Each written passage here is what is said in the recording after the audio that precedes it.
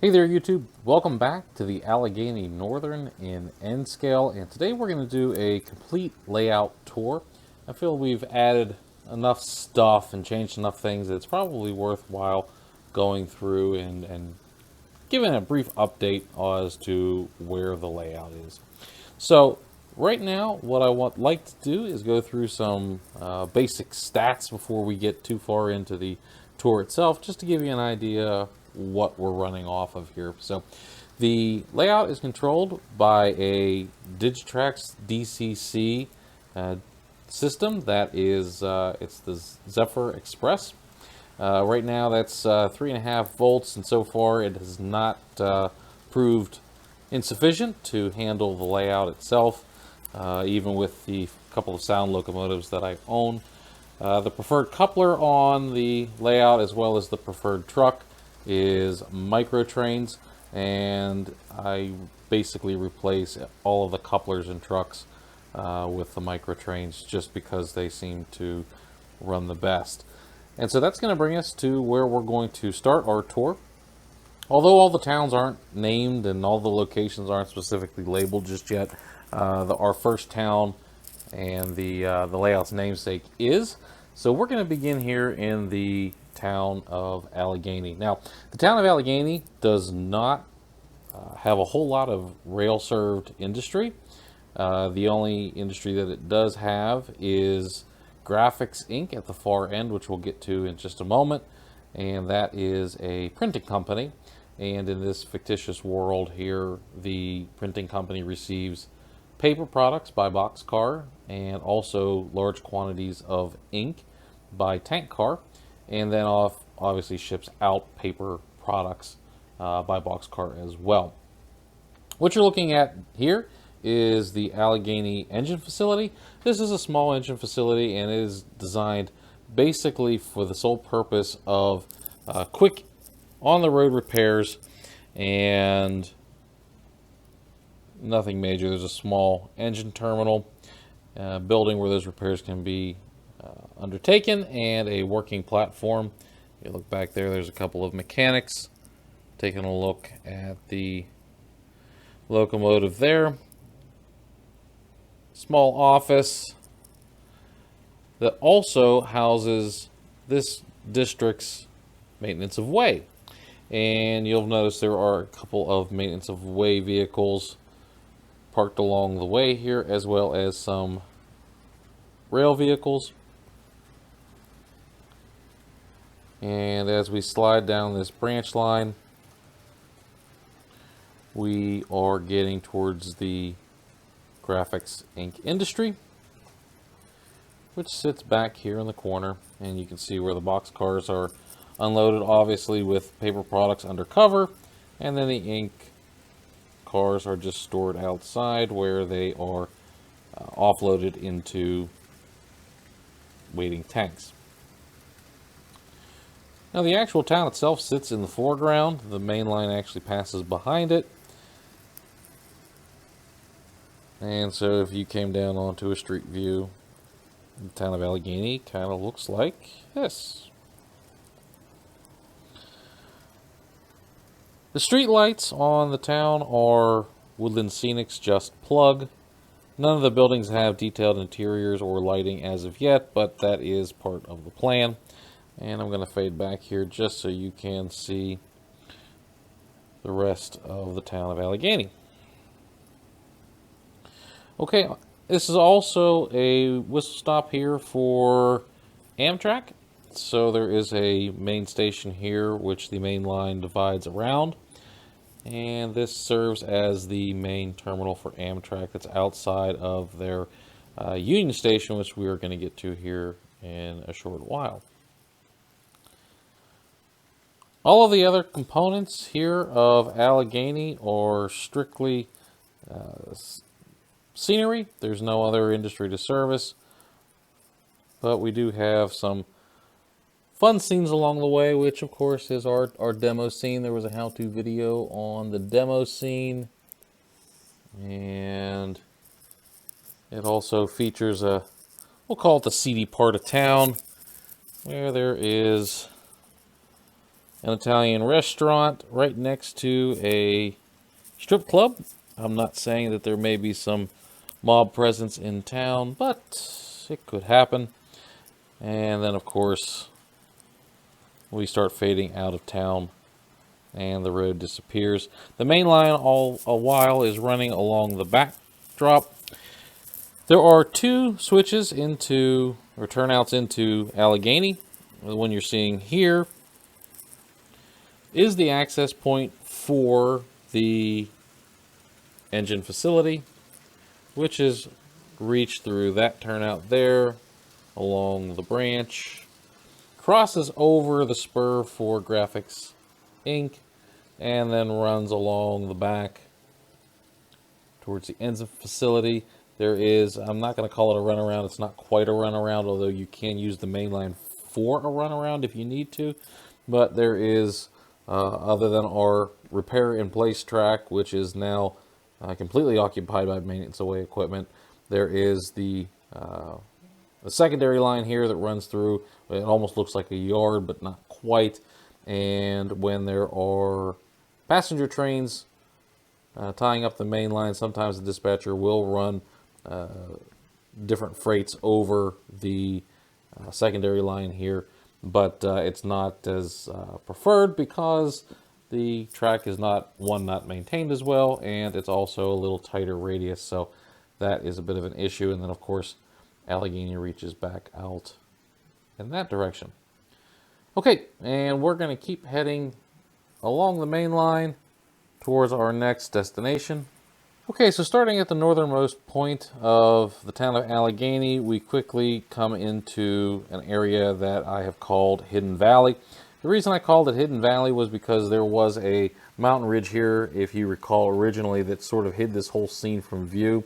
That became not feasible once the upper deck was added, and then of course I had issue accessing all of the turnouts. So now with the turnouts all within range, should there be a derailment or a coupling issue, I can now access all of the turnouts.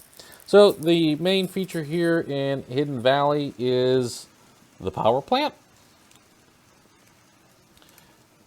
It has a small coal loading and unloading yard. That shed with the conveyor represents the rotary dump. The small branch there off to the right is the engine, because this facility does have a dedicated engine servicing it, and you'll notice that that engine is missing. And that's because I brought it out on the main line a while back and I parked it somewhere else, so that was my fault. But I did leave some of the old track in place from the layout when I made the change. I wanted to represent sort of a little bit of history there.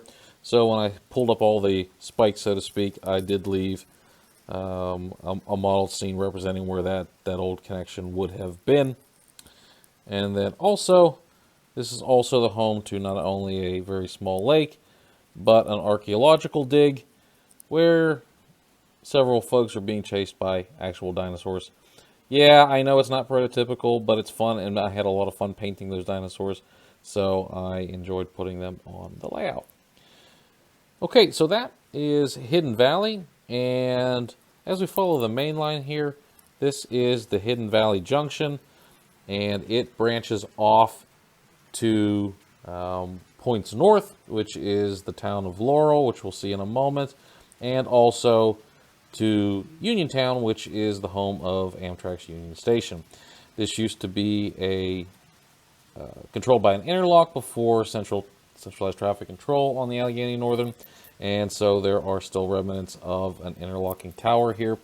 That tower obviously no longer used. All the windows and doors are boarded up, but the structure remains, as there was no need to take down a tower that could simply be left in place, as many old railroad structures are. Let's go ahead and branch off down towards Uniontown. Directly across from Hidden Valley, we take the Y of the Hidden Valley Junction, and we branch down to a single track main line, which leads into the town of Uniontown, home to the Union Station. The Union Station is a terminal station in that the tracks end underneath the station itself.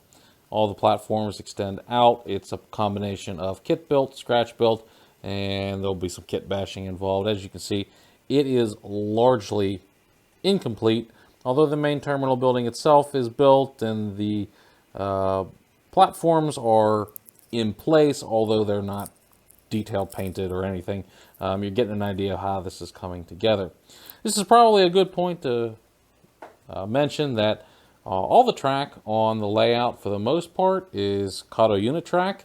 There are very few locations, this being one of them, where a shape was needed that is not offered, and some flex track had to be put in. But for the most part, other than this and a few spots up on the port, which we'll see in a minute, are all Kato unit track. So directly across from the terminal, we do have a very small yard. This is supposed to represent a much larger facility to receive baggage and also to receive our auto racks. And so the way that this will operate is there will be a locomotive that is housed on this track here, and that locomotive will not only move these cars about on the trains, either inbound or outbound, and sort that, but it will also assist in, because we have a terminal, will assist in making sure that the locomotives don't get trapped by their trains in the terminal building, and can actually take the locomotives to the engine facility here in Uniontown, get turned around on the turntable, and put on the correct end of the train for outbound through the Y. Now, what you're seeing over there on the other side is the Uniontown terminal, which is accessible through this, what I call this little escape track here, but the more likely path is going to be right here on the main line, which goes underneath Uniontown Station, sort of disappears in downtown undertown setting. Basically what that does is it hides a very sharp radius and then comes out the other end at the Uniontown engine facility. Okay, emerging from the other side of Union Station, we now enter a series of turnouts to lead to these tracks right here that are basically just on-site storage of locomotives or freight cars, although this is a roundhouse facility that is dedicated to locomotives. I figured that I could probably justify a few spare cars here, and the terminal, between the terminal itself and then the engine facility here, I can generate additional traffic because those facilities are going to need various products that could all be shipped by rail. So for instance, like the engine facility here, we'll need different machine parts that will come in on flat cars, maybe some different parts that'll come in on box cars, tanker cars, that sort of thing. So I can generate some actual on layout traffic for that. Very small roundhouse. It's it can hold, depending on the locomotive size, you can either get 2 per track or 1 per track. I did make the roof removable so that I can detail the inside, and that will eventually have lights and cranes and people and all that sort of stuff. But there's also the turntable. It's the Kato turntable that is wired up, runs perfectly with the DCC. And basically here I've got another series of tracks that I can use for on layout, staging, and showcasing of locomotives. Okay, so that takes care of the peninsula and our tour of Uniontown. We will jump back out onto the main line now and continue north on the layout.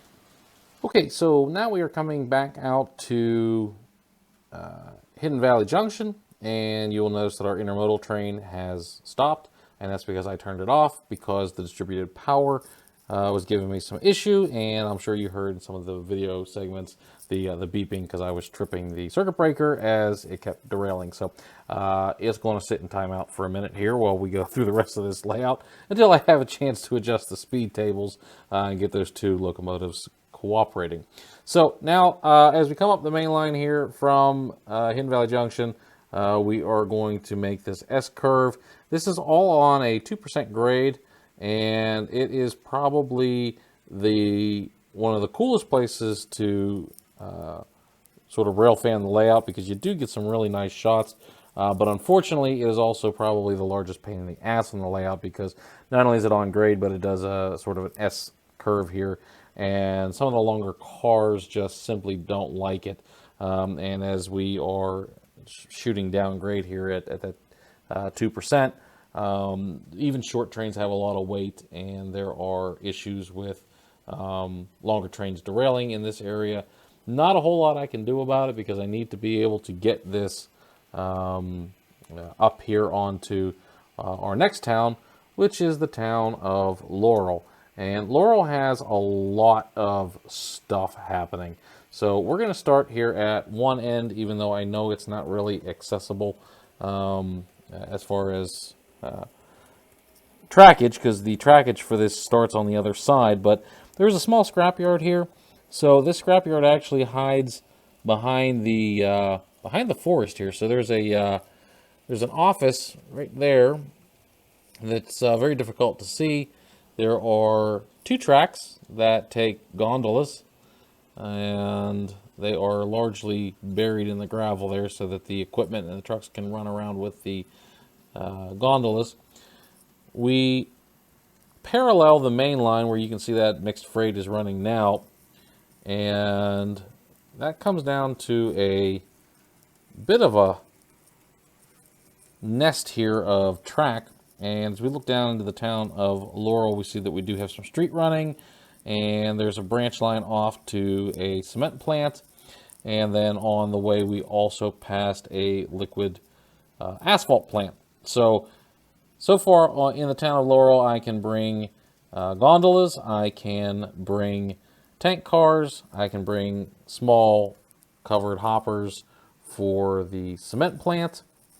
Then I also have the small manufacturing plant here that receives box cars, and then I've got an industry that is no longer rail served, but there's still some remnants of the old rail. Just for some general scenery, I've got a crew installing pipelines, and here in the northeast, the shale and the fracking and the gas is big, and they are putting in pipelines all over the place. So I wanted to get that feeling captured in here. We got a little bit of a road remodeling scene, milling machine, some dump trucks, low boy with a paver on it. And then we come into what I'm calling downtown Laurel, and got this fancy little road and track configuration and our street running. So while the main line, or the branch line I guess you'd call it, is where the locomotive is sitting there off to the left, we do run right down the center of Main Street. And the reason we do that is because there is an industry here that also needs to be serviced by the railroad, and it makes furniture. So it receives lumber and other raw materials by flat car, box car, and then finished goods go out by box car. So there's a lot of switching here that happens in the town of Laurel. Not only that, but it is home to an interchange yard where you see those road railers sitting in the back.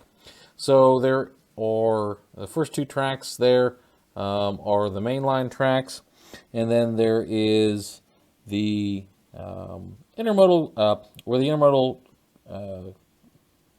road railers there are sitting.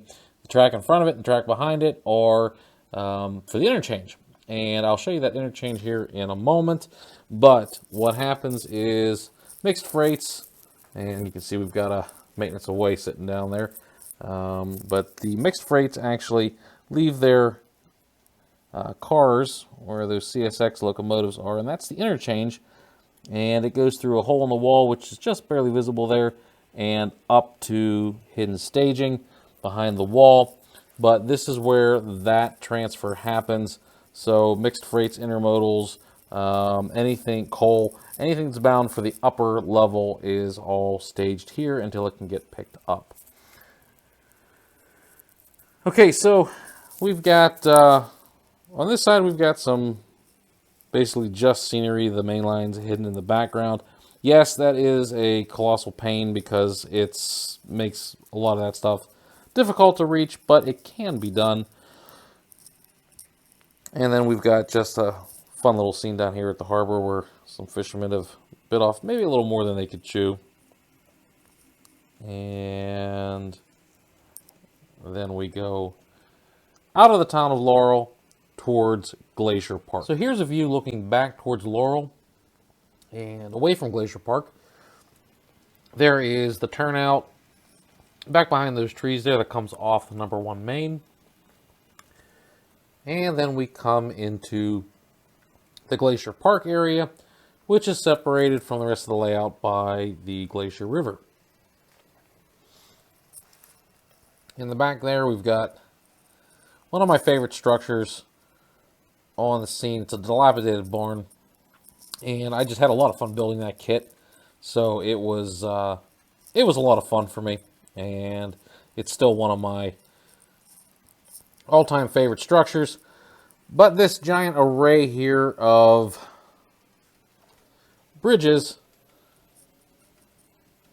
separates us from the town of Laurel into Glacier Park. Now, for all intents and purposes right now, our main line disappears off into distant lands, and we're going to focus on the foreground. So this small area here is kind of sort of a runaround, but it's complicated, and I'll show you why here in a minute. But what will happen is mainline traffic will drop off cars destined for the town of Laurel and for Glacier Park over at the interchange, and then the local will pick them up from the interchange and bring them down to either be switched back into Laurel, or they can travel down through these 2 tracks into the Glacier Gravel Company.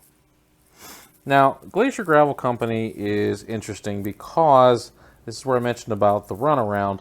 So you can access either one of these tracks because there is a crossover that's buried right behind our locomotives here. So there is a way to basically run around your train if you needed to, if you parked cars up here and your locomotive was on the head end like this one is, and you could, depending on what was happening in Glacier, you could pull around your train. But it's a little more complicated because what happens is when you come down here, this is a fairly steep incline down into the quarry. So train crews typically like to get their train on the right setting with their locomotives on the right end before they come down into Glacier. Right now, I have all of the cars stored here because we're not in an operating session, so realistically, there would not be this many empties and loaded cars and locomotives and all this stuff sort of jammed up in here.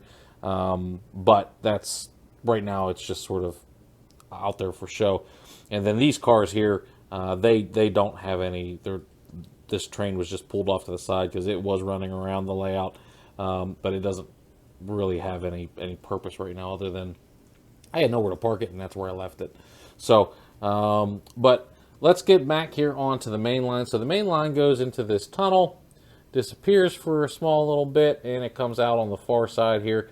And obviously, it's pretty easy to tell why I decided to name this Glacier Park, because it is cold, it's winter, and for those of you who don't like winter, it's probably gross looking, but for those of you who do like winter, it's probably fun. So for me, I like winter. I like the winter equipment. I like the winter scenery. It was a chance for me to model the season of winter. So got some DOT folks here cleaning up the road I've got family making snowmen and throwing snowballs. So it also gave me an opportunity to play some, what I want to call quieter scenery. It's not industrial. I can't really switch it. It's just some nice winter scenery.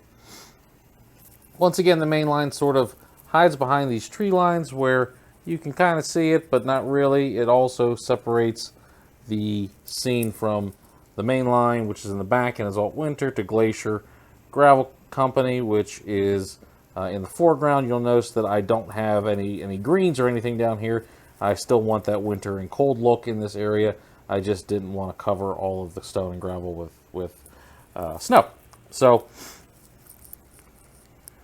we'll keep on spinning around here, and we are, as we transition from Glacier Park into the area that seasonally wise goes from winter into fall again, where most of the layout is seasoned, we come into what I call the Allegheny Cut. Now this area here is just south of the town of Allegheny. It runs back behind all of these trees, sort of disappears a little bit, and then comes out, and you'll notice that is Allegheny, where we started our tour. So this area is basically just a small scenic area. The main line is hidden in all of those trees and rocks to sort of stop you from visualizing the entire main line from one setting. But we've skipped over one of the largest industries, and although it has its spur in the town of Allegheny, right outside the Amtrak station, there's the Turnout. I wanted to keep it separate, and so we come either down the tracks or down the road. Here's another road crew working on getting the final paving of the season done. But we come down here and we drift into the Heartland intermodal yard. And this is probably the one largest single industry on the layout. And the reason I say that is because intermodal traffic makes up a fairly decent amount of the traffic on the layout. And that's because not only is this inland yard down here on the lower level, but you'll see the port in the upper level, which is where all of these trains are either originating from or terminating at. And so it is a stub end yard, and right now it's fairly empty, and that's because I do have a lot of the cars riding around on the layout somewhere, or I have them up in the port. So as we stroll down here, that wraps up the Heartland Intermodal Terminal. Now, I did mention that this yard these trains have a place to originate and terminate. And so almost all of the train traffic on the layout has both an origin point and a termination point that is serviced by an online industry. And so what I mean by that is my cars don't necessarily disappear to staging. They are destined for some point on the layout. And that is why I had to jam so much industry into the layout, is because I didn't want cars to just disappear. So, for instance, you're going to see in the upper level here in a moment that there is a coal mine. Well, the coal from there goes directly to the power plant on the lower level. The intermodal yard that is inland here in Heartland transfers trains to and from the port on the upper layout. And then also some of the cars that originate down here, as far as like at Graphics Inc. and over in the town of Laurel, also go to businesses that are in the upper level as well. You'll see that there's a lumber mill up there, and that lumber mill makes products that the furniture company needs. So I transfer a lot of cars on layout, and my goal was to eliminate the amount of cars that just disappear into staging. So that you won't see too many fanciful cars, and what I mean by that is you're not going to see a ton of, let's say, I'm trying to think of a good car here that's not going to be common, but you're not going to see a ton of flat cars disappear into the coal mine area because there's not traffic there for it. So I won't run trains that have that makeup of coal cars and tanker cars into the coal mine section of the layout because basically I can transfer them between Laurel and the town in the upper level, and I don't need to drop them off at staging. So let's go ahead and let's jump to the upper level now. Okay, so once you've left the Laurel interchange yard and you've come up the helix, I'm not going to show you all that because, well, I've had in other videos, and two, it's getting ready to change again as to how it runs. But you come into what is the hidden staging yard and right now my workbench. So I've got some locomotives that are stored back here. I've got some cars that are stored back here, but most of it's obviously on layout. And there are 2 points to note. One is this opening here on the far end of the staging yard. And then as we come down the staging yard here, we're working over the workbench. So here's the workbench down below, right? And we exit on this end here. So let me show you where those 2 points are on the actual layout. If you come through the far end, and that's the second point that I showed you, you come to this turnout right here. And from there, you can either take the branch line down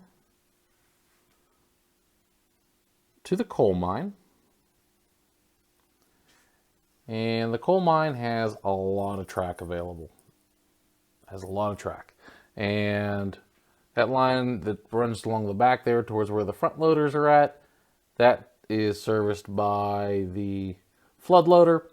And then the track in the front, the tracks in the front all go under the tipple there. And so this track here represents the main line. I know I've got some stuff stored on it. I've got stuff all over the layout right now, so you have to bear with me here for just a second. But that main line right there has a small coal marshaling yard here on the end where these coal cars are currently stored. And basically this mine operates as a empties in, loads out. The loads go down to the coal plant where they become empties, and then the cycle repeats. But the main line disappears right there and disappears into this tunnel, which I have basically as, I'm going to call it hidden staging for right now, but it's a place where I can basically park locomotives until they're ready to go back down the other direction with loaded trains. So I've got this very small marshalling yard right here, and then I have the actual cars here and tracks here at the tipple. Now, one thing that I should mention is the layout is built around Norfolk Southern. So Norfolk Southern owns the lower section of the layout where most of the action is at. To make that a little more fun, what I did was I made the upper section of the layout to the coal mine CSX. And I also made the port CSX. But then in the middle I did something now different. And other than Amtrak coming to service this station and the one you're about to see, I introduced this small area here that is serviced by a smaller railroad that I am right now having as the Wheeling and Lake Erie. And this services this, as of now, unnamed town. So my unnamed town is where I'm currently spending my time designing. And what I've got is my lumber yard. So that's great for servicing the furniture plant. I have a small track that services the locomotive that is in this area. And that, of course, gets fuel delivered by tank car. And if I just move Mr. Wheeling Lake Erie out of the way, you'll see that there is a very small servicing area right there. The main line where these southern gondolas are stored runs right here. There'll be an industry on this track that I can take my refrigerated cars.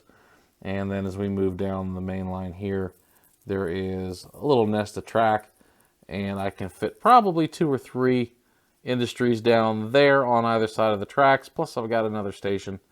And then I have the main line that loops out of town and through that first opening that I showed you from the staging. So trains can bypass staging and come directly into the town this way, or they can go through staging and come through the town this way. That motion will be directed based on where the locomotive is in the train and what industries we're going into, to try to keep things a little simpler here in the switching game. Okay, and let's go to the very last section of the... So if you come through that first opening, and that is the only way to get into the port of Deepwater, you come along this little, what I'm calling the land bridge, into the intermodal port. And I'm also doing a little bit of work here trying to get some of this foam core cut in, but I have my inbound tracks, my storage tracks. I'm going to have cranes back here. Of course, I've got the boat, which is going to be probably one of the signature models, even though he sits pretty far back in the scenery. The water is going to be towards the wall in the back because I wanted the track towards the front. And then I've got 2 tracks here for loading and unloading of auto racks. So the only place that I have to switch auto racks from is up here and then down at the Amtrak station. So obviously I am somewhat limited in how many auto racks I can keep on the layout realistically. So this is probably one of the very few cars that really doesn't have a layout home. I just happen to like auto racks, and there's just no place for them here. So basically, other than when they're in view here on layout staging, they basically come off of here and they go into staging and you don't see them again. So they have a very short run, but every now and then I may take them down onto the lower level just to have some place to run them, basically. So that's the only really frivolous car that I have, I guess, on the layout, and that's based strictly because, you know, they're kind of cool. So my intermodal tracks here.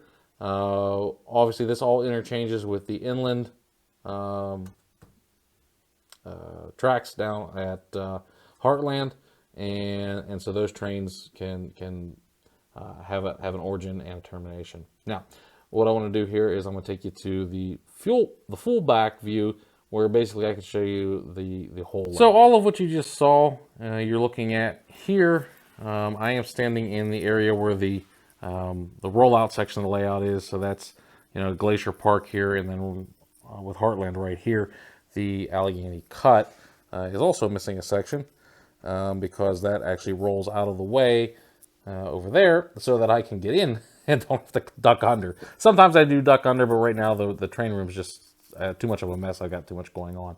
So what I tried to do here when I built the layout was I wanted to cram in a lot of activity, because once the layout was built and I didn't have any major projects anymore, I wanted to be able to operate the layout and spend my time detailing the locomotives, the cars, that sort of thing. And in doing that, I wanted to be able to enjoy the operations. So a lot of the operations focus on switching and building the trains, and then once the trains are built, then I can take them around the layout, and although the room is not huge, I can run them a couple of times around the layout and introduce various situations such as maintenance of way crews or other situations, especially with the terminal generating passenger traffic, so that I can sort of add operating interest to it. The one thing that I did want is a continuous loop for when guests are here, so I've achieved that on the lower level. The upper level operates more point to point because it doesn't complete the loop, so I can run the layout more point to point if I so desire, but those points aren't really that far away. So for instance, like the intermodal stuff can operate point to point, the coal can operate point to point, and then the lumber can operate point to point, and it doesn't really have to make a loop. So that's simply my choice at that point. But the other thing that I wanted to do was, in trying to cram in all that activity, I wanted space for scenery. So I regret that my towns are fairly close together, but I tried to get the main line to snake out of view a few times to try to separate it. And the layout is designed to be viewed from a sitting location for the lower deck and a standing location for the upper deck, and that helps with the scenic view blocks to hide, all the trains, so that you don't see it necessarily in all the towns at one time. But there's only so much you can do with the space available, and that's kind of sort of what I did. So that's the tour. I know it was a little bit windy and a little bit lengthy. If you've got any questions, or there's some area you want to see in greater detail, feel free to leave a comment in the section down below, and I will try to either feature that in upcoming videos or answer your question as I go along here. So obviously I do have a real job, so when I'm not playing with trains, I dedicate my time to that. And if my responses are slow, that would be the reason, because real life's in the way. Okay, I hope you've enjoyed this tour here of the Allegheny Northern. We'll do one probably in a couple of years once we've made a little bit more progress. Until then, the next video that'll come out will be the April update for the stuff that was completed. For those of you who watched the March update, you may have seen some of the updates already in this video, so don't spoil it for those who aren't paying attention. And if you weren't paying attention, please go back and watch the March update so that you can see what we're working on and where we're heading. Until next time, folks, this is the Allegheny Northern in N scale, and looking forward to talking trains with you on future videos.